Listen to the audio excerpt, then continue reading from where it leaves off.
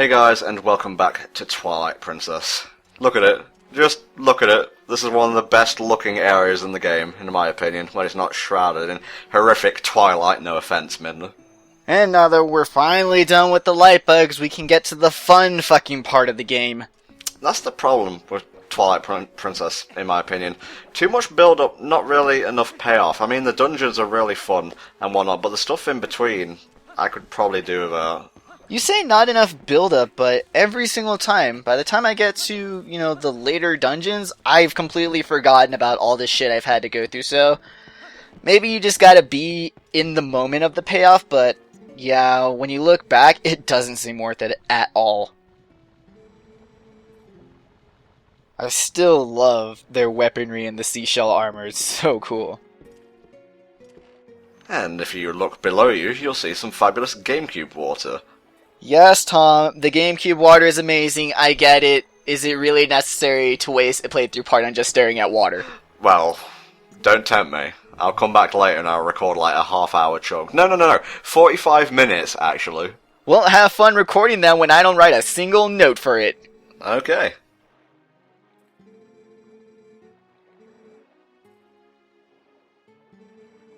Fire is really pissed that he's not allowed to go wherever he wants, whenever he wants. Like, dude, let the Zoras have their temple. It's sacred to them. Maybe they just want to keep all humans out so they can have a place themselves. Not everything's about you and your clown makeup. Why even a clown? What does a clown have to do with pyrotechnics? Do the Zoras own Lake Hylia, or just Zora's domain? I guess the clue's in the name, though. I don't think they own anything. I think they just inhabit everything. That's why they put a temple, out of the reach of all the other races, is that, how do you keep something private? Put it where only you can go, or you know where it is. And this guy here, he wants to take advantage of that, put some capitalism into it, and he's already trying to profit off the light spirit, which is probably a little bit blasphemous, no matter how you look at it. Well, to be fair, all the way back to, A Link to the Past, you could use fairy fountains as essentially wishing wells. Toss a rupee in, get a blessing. It's blasphemalicious. Mmm. How do we feel about travel by cannon? I prefer it in Wind Waker, where it includes a delicious scene of Link getting face planted against the wall. Oh, violence against cartoon children is funny. I just love the sound effect. Yes, we get it. Get the power up that'll let us breathe underwater. We can go to the third dungeon and get your fused shadow. Seriously, Midna, this is a two-man commentary. We don't need a third person being sarcastic about the plot. Thank you very much. Yeah, just drop in sarcastic quips when we have no idea what to say. The usual. You might as well just press the Midna button every once in a while when we don't have commentary to say. Midna button? Oh, thank you. There we go. Midna Reeks and Bass Monkey.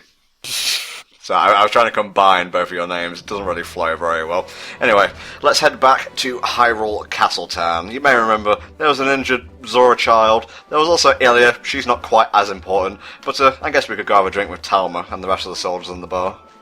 I like how you mentioned Ilia before Talma. I would have just said, there's an injured Zora in Talma's bar. And nothing else of interest. Ooh, burn. Let's be honest, what has she done? She got kidnapped. She yelled at us for our horse, and now she doesn't even remember us. I'm still kind of pissed about that, actually. It's my horse. I have the deed to this horse. Part 15, and we still haven't gotten over our Part 1 hatred. Part 16, Tom learns to get to grips with his anger issues. Part 16, Tom builds a bridge and gets over it. Oh, I'd be remiss if I didn't give a shout out to Hyrule Warriors and its fantastic Hyrule Field remix. It is delicious. Yeah, I've heard a lot of the music, mostly from you linking it, but yeah, I've heard some really, really good remixes in Hyrule Warriors. Kudos to them. No, sir. You just hit my horse in the butt with a flaming arrow. Why would you use a bow and arrow at that close of a range, Bulblin? What is your deal? At least have a knife or something for close range combat. Hey, I'm an archer, okay? I was going my one designated role in life. I can't stray from that. He can't afford a job change. Well, what do you know, Tom? You were right! That pedestal did have something to do with the Light Wolf. You're so smart. Oh, it's like I'm using the official guide or something as a reference. You're so smart. I like how we're getting way more casual with the shade. Before it was like, I'm gonna teach you my attack, alright? Go. But now we're gonna have some casual conversation. I'm gonna ask how his life is. Maybe we'll go have lunch, but yeah. And like the seventh and final lesson will just be like, sup. Show me the move that I taught you before. Okay, we're good. That is kind of cool though, how you have to prove that you remember what was the last attack you did.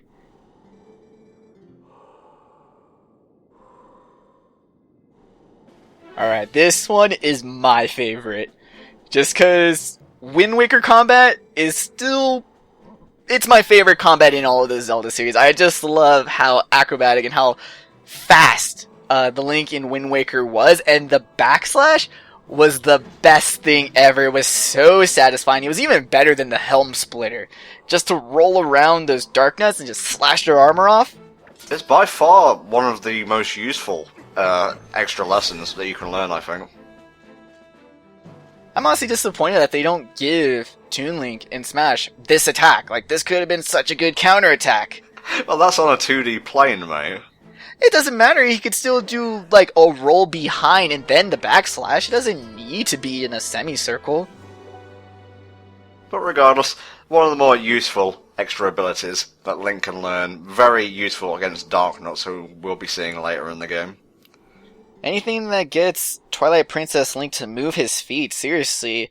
Before this, it's pretty much, I'm gonna plant my feet right here and just slash you or shoot my arrows at you. But it's like, come on, man.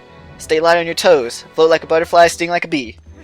I think Matthew Matosis brought this up before, but Link really should have learned these moves in kind of a mandatory sense, and then have enemies designed around you needing to use those abilities. Because, as is, these are just like optional things. You know, just extra bits of trickiness to help you take down the darkness. Anything to help you become OP. It's like when you get 2 rows of hearts. Like, why do you need 2 rows of hearts? Yeah. You only need, like, 1. Maybe 1.5. But yeah, the attacks you get from the shade they're extremely overpowered because the enemies are programmed to essentially you're able to take them down with just the bare minimum without getting a single special attack. And it kind of makes it underwhelming when you get to, hell, even the final dungeon. You can still just take them down with a basic stab and slash. Okay, minigames opened up just as we left. That's always nice. And it seems Barnes has a special type of bomb waiting for us. That was the letter before this one. That can be used underwater. Barnes is the best pen pal ever. I am so glad we opened this communication line. When's he gonna write us a letter saying, well, my house got rebuilt again, but for some reason it got burnt down again. Do you know anything about this? No.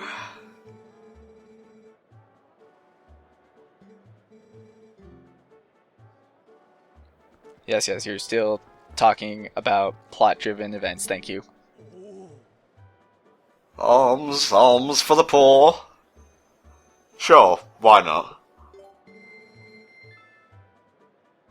I don't like when games just randomly throw in a help us rebuild our city by making donations, because it's always in the most random of games. Like, Wild Arm has it, Mega Man Legends has it. It's always so weird that this is one thing that you can see in any video game, regardless of the genre or playstyle. Well, charity is a very worldwide kind of concept, mate. You learn it at a very young age.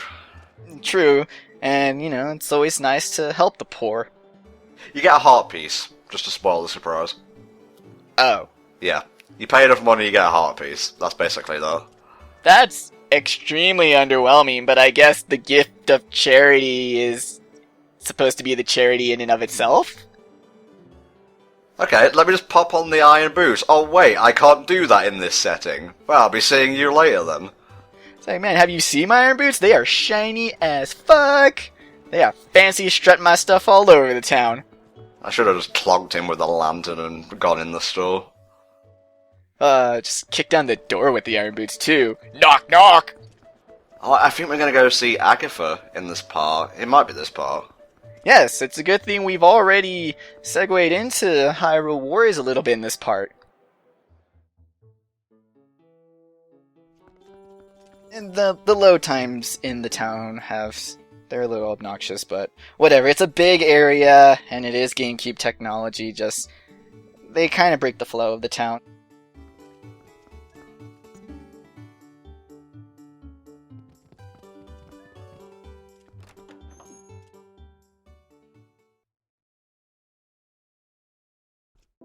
And now to meet the one character in Hyrule Warriors I gave 0 fucks about. I wasn't excited when I heard about her, I felt absolutely nothing when I saw her combos, and I'm just left with this feeling of why the fuck, out of everyone in the whole series, why Agitha? Well, first of all, an unexpected pick, so there's that, a unique playstyle, and the fact that Hyrule Warriors is overwhelmingly female-driven, I guess. Yeah, but even within Twilight Princess, there are other more combat-oriented women that could have gotten this spot. Like Ashe, or if that's how you pronounce her name. Yeah, Hylian names are really difficult to pronounce. They always throw in random consonants and vowels that just to make it seem foreign and antique. Yeah, kind of Tolkien-esque. Anyway, the deal with Agitha is there's light bugs. No, not those kind of light bugs. Glowing, golden, bugs of goodness scattered all throughout Hyrule. And there's a male and a female of each breed. And if you bring them back to Agitha, she will reward you. The first one will get you a wallet upgrade. When you get them all, I think you get like 600 rupees or something like that. But it's worthwhile to go out your way to get them. We'll probably do it towards the end of the game in like a single part. Yeah, this is definitely the closer parallel to the Gold Skulltula hunt in Ocarina of Time. I mean, now you're actually getting the bugs all over Hyrule, and they're a legitimate search. Like, some of them are in the most obscure places, and these are teeny tiny little bugs. Gotta keep your eyes peeled for them. Oh, hey, what's up? I'll see ya, I guess. Even though she doesn't remember us, she's still just as cold of a bitch to us as when she was before. God! Not a very endearing character, but maybe we're being a bit too harsh, question mark? Trying to give myself an out here? Just accept the fact that people are gonna hate you for hating on Ilia, Tom. It's okay. I love how Telma's cat is called Louise. How cool is that? I get it. Have you ever seen Thelma and Louise? No, because it came out before I was born, I think. That's not an excuse to not watch a movie, Tom, and you know it. Oh, let me just travel back in time to when it was in theatres. It's not like it's on DVD or anything. You live in the glorious time of the internet. You can watch any movie you want. See, they're excited about the internet. Fuck yeah. Torrents. Bring it on.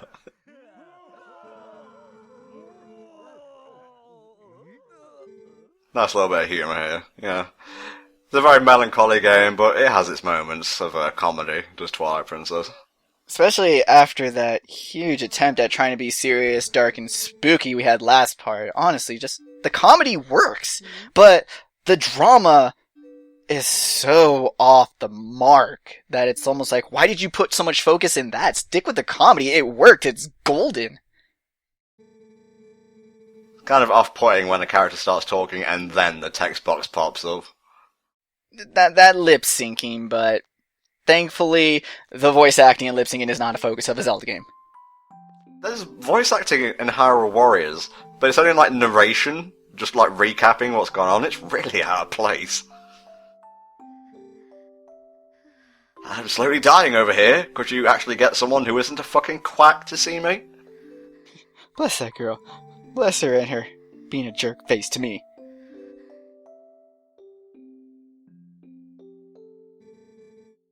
Yes, I will lend her my support. I mean lift. I mean separate. I mean, Jesus, lady, could you maybe close the shirt?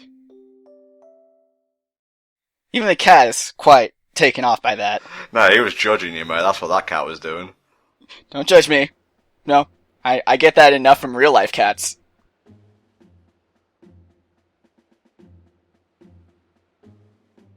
This is so sweet that you don't just jump into the mission, you actually get a recon scene. She's so smart! That's King Bulbin there, isn't it? Yeah, you know, back from that bridge high fall, but then again, we survived one of those as well, so... Yeah, well, we were a wolf and a shadow imp at the time, so... He's a giant green troll riding a piggy. Twilight Princess, what you gonna do? Magical teleportation powers! Well, as the title would suggest, this part entails an escort escapade. There you go. A little bit of alliteration for you. Yes, but unlike other games where an escort mission is absolutely stupid, slow pace, tedious, has really bad AI, this one is badass as fuck. This is one of the coolest parts of the game. Bad AI. I think we can quibble that when the time comes, but it is certainly engaging. I'll give it that. When I play Zelda, if I'm not exploring a huge overmap, and if I'm not exploring a dungeon, I want to be doing shit like this. I don't want to be doing a tedious fetch quest. I don't want to be reading dialogue. Nah. I want to be doing kick-ass horseback combat with tension and action all over the place. Hell yeah, I want more of that in Zelda Wii U, which, given that the overworld is going to be huge, we should hopefully get some decent horseback combat. I can already see the message boards filled with comments that there's not enough to do. You guys talk about the Sonic cycle? Here's your Zelda cycle. Oh, mate, the Zelda cycle is a real thing. Well, then this is the Zelda cycle Mark II, Field Edition. Okay. Oh, this is the one where he starts to get smart. See, look, he puts, like, armor plating on his sides. You can't spin attack me now. Jesus. He even shows it off. He was like, yo, check it out, brah. Could've, like, kissed them, too, if you wanted. Yeah. This one's Betsy, this one's Lucille. Oh, if only we had something capable of piercing enemies from a distance, kind of like a bow and arrow. Eat it, matey! You could even throw an explosion at the end if you really wanted. You know, insult to injury, just show them what's up. Well, you say that. I tried the bomb arrows, and it seemed less effective. Maybe I was off the mark and he got caught in the splash damage, but just a couple of peps from a normal arrow seemed to do the trick. Yeah, that was only 2. I don't know. I've been led to believe that the sword is a stronger weapon than the bow, but it took less hits from the bow than it took with the sword before. Apparently we had a very strong magnet on us. I don't know. Maybe it got attracted to the iron boots, and that's why Link carries them with him. Jesus, and I thought the mountain was the only place with a strong magnetic field. There's probably, like, those magnetic crystals all over Hyrule. Must make it very hard to get about. Okay, moving on.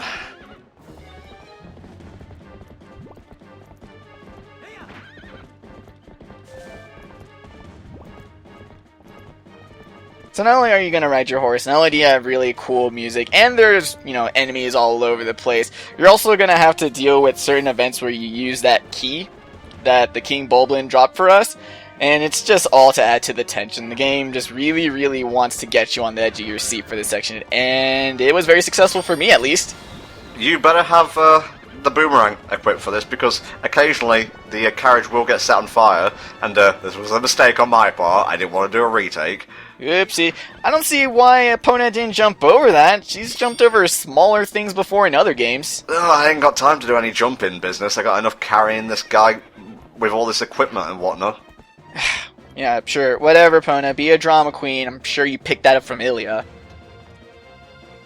Yeah, when you said using the boomerang, that's another thing that's really good about this section, is that it's not just, oh, hey, let me have my sword and flail it around and then that's the mission. You use a good chunk of your inventory. You're using your bow and arrow to get rid of the long-range enemies. You gotta have your boomerang on standby for when the carriage catches on fire, and then obviously you have your sword for the close-range enemies. It's using Link's really big inventory to... It's very efficient. It's good. I like this. I'm just so excited. I can't say words about how excited I am. I really hate the birds in this mission, because they'll drop bombs in front of the carriage, which is why I recommend riding behind the carriage, not in front of it. Although that should be obvious, but I guess it is obvious to everyone who's not me. And the bombs will divert the carriage, so this mission could basically go in an endless loop until you die, I suppose. That's crazy. I've never had the bombs dropped, and so I didn't even know about them trying to move the carriage. That's awesome. Wall, no, the greatest enemy of the horse. I also like how this is all taking place at nighttime, too. We haven't had too much nighttime action. It's all been pretty much in broad daylight or obviously in Twilight. Oh, there we go. Oh. Yeah, I can see how that could cause this mission to go on forever. Oh, thankfully we're literally in front of Kakariko now, so that's cool. This is honestly pretty much the shortest way possible, too, because, you know, the game could really dick us over and be like, nah, we're gonna go around and around and around and then maybe get to Kakariko, but luckily Telma is controlling the carriage and she knows that this is serious time and we just need to get straight to the village. Now, there are two sides of every Zelda coin. This is, let's say, heads, the good side. Tails would be carrying a barrel of water across the field while enemies try to swipe at you. And if that barrel gets destroyed, you lose. Wow, that sounds absolutely terrible. Why would anyone make a video game with that in it? Well, Nintendo found a way. It's a mini-game for the Gorons. Oh, that's a mini game. Most mini games are kind of designed to be annoying and dick you over.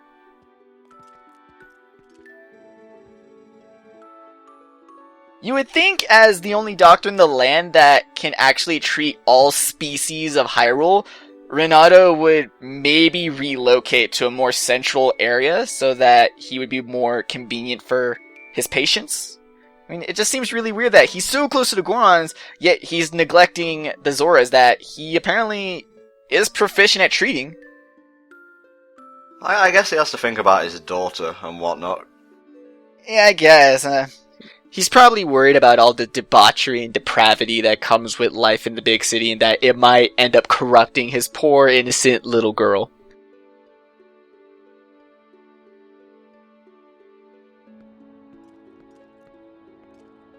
I didn't say you could follow, Colin. Go back inside. This is adult talking time now. Get back inside.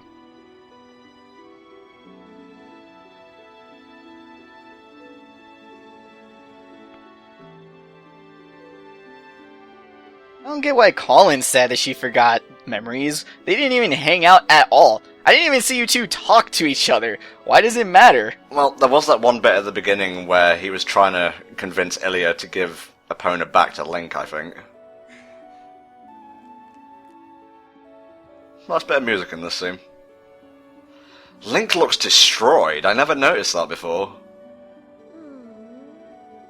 I wish Link had, like, wearable damage. You know, if you get into a really rough fight or you have low hearts, maybe his tunic got a bit tattered. That'd be kind of cool. Well, it would be a fair few years before Arkham Asylum came out. It doesn't need to be that extreme, but I just mean maybe discoloration of the green. Eyes front, Link. Her eyes are up there. There you go. I like how she just now introduced herself to us. Like, yeah, we did go through that harrowing adventure, you know, life and death situation, but my name, yes, it's Telma. So, who is Luda's mother? Do you think it's Telma? I don't think so. I mean, yeah, you kind of get the vibe that Renato and Telma know each other, but I definitely don't see any hint of, you know, a prior engagement between the two. I think Luda's mom is just a random village woman. Who passed away. Yeah. I mean, let's be fair, 99% of the village passed away, some turned into monsters. Speaking of things that have passed away. Wait for it. Oh, I was well off the mark on that one. Sorry, kind of ruined the ambience and the dramatic nature of the moment there. Anyway, follow me. Come on, I got some treasure for you. What do you think of the idea of ghosts in Zelda? Like, the fact that ghosts exist. And not just in the enemy variety like Pose, but ghosts. It's a very spiritual kind of world. Hell, there's, you know, like public knowledge of a giant golden triangle that grants wishes, so it's not too far-fetched. Yeah, it definitely, but it is kind of weird that there's sort of a dividing line that you have enemy ghosts and you have essentially the spirits of deceased people, but I think they've been really consistent with it across the genre. Like, there's never been a really out-of-place ghost character, and that's coming from the series that literally has the Gravekeeper with a halo over his head. Man, that was creepy as fuck.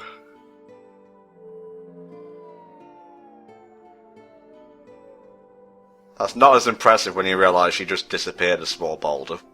Yeah, she could have maybe made it explode. That would have been cool. Yeah, remember in the graveyard in Ocarina of Time? That exploded. Exactly! Come on, game, you missed an opportunity to have another Ocarina of Time reference? For shame. Now, this looks like the place where they'd bury royalty. Kinda seems weird, though, that they would bury Zora royalty on the clear other side of the land. You know, you would think that their royal graveyard would be closer to Zora's domain. She's about to explain all this shiz. Fine, if the plot could just hurry up. There, happy? Yes, now, can we talk about why they buried their dead clear on the other side of the world? Land? And apparently on land. Yeah, I don't know, you would think they would do burial by sea. There is some debate among Zelda fans on whether her husband, the Zora King that she's talking about, whether that's the same Zora King from Ocarina of Time. I really, really doubt that, given all the time that's passed between Ocarina of Time and now.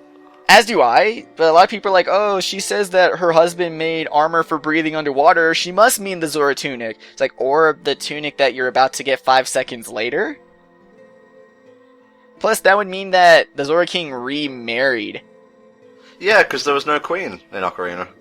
Yeah, so his first wife would be Ruto's mother, and then his second wife would be Rutella here, which, ew.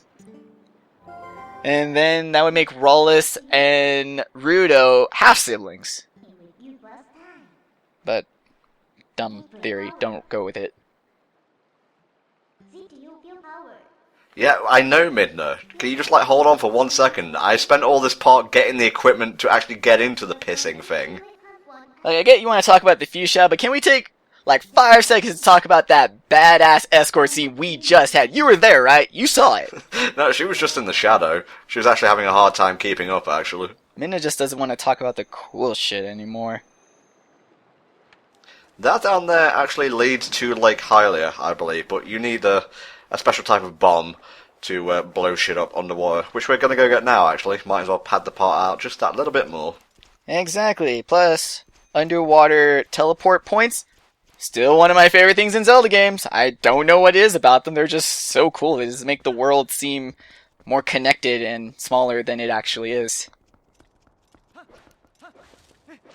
You must have been in there a long time if it went from night to day. It was probably towards the end of night, it was almost breaking dawn when we went in. Because it's not like it's high noon or anything. Hey, Goron. Bye, Goron. Goran, did you see that badass escort scene that I had? It was amazing! Can we please talk about this? No, we just spent time talking about it. Get over it. Link has an ego. It's huge. Hey, you got my letter? Awesome. Let's do business. Capitalism, ho! I hope he writes us a letter on how to use this new bomb as well.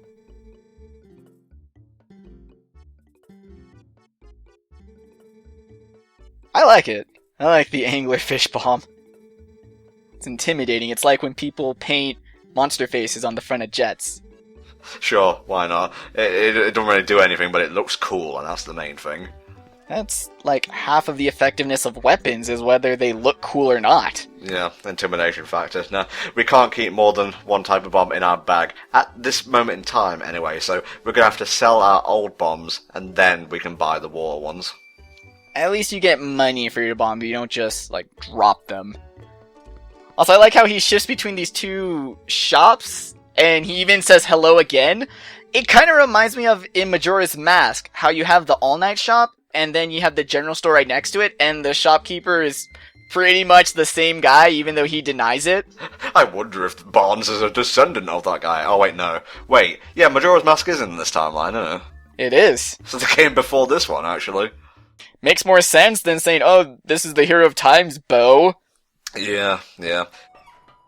There's also, just speaking of, people who acted as other people shop-wise, there's the cannon guy, kaboom, splish, hurray! You did that so well. Thank you. Well, it seems we're coming to the end of this part. Let's see if I can speak slowly to pad out the runtime, but I guess I will say that Escort mission was pretty bitching. Are you happy now, Mexi? Yes. Thank you. Good stuff. Okay, please join us next time in the Twilight Princess playthrough for a bit of fun and some mini games. See you then.